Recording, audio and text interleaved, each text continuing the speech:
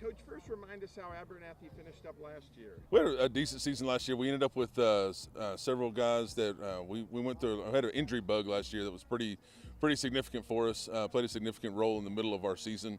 And then we got healthy towards the end, made a great run towards the end of district, ended up being tied for second, and they lost in the first round to Childress.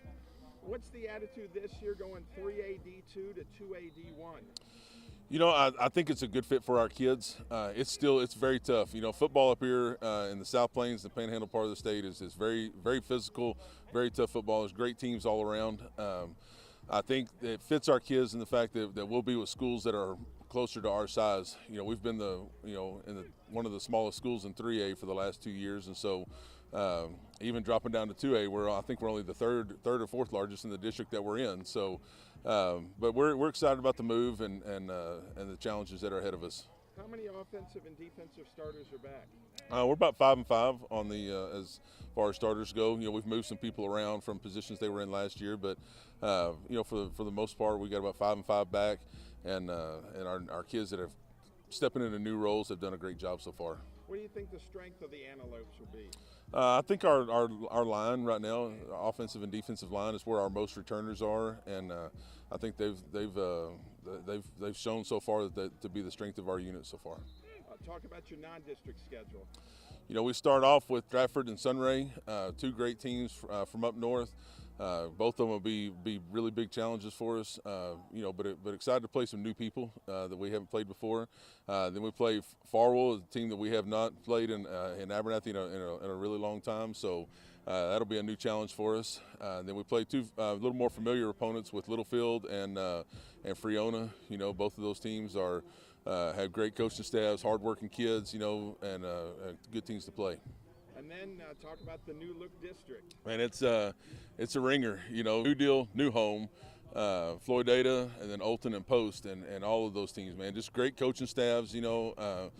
We see those kids in a lot of track meets and a lot of spring sports, and so they're, you know, great kids in those communities, and they work hard, and so it'll be a fun challenge. Talk about how practice has been going. Oh, we've had great practices. You know, we've been going early in the morning. You know, we're out on the field at 6:50 every morning. Our kids have been here, been ready to go, and so it's been going good so far. Talk to me about PTW.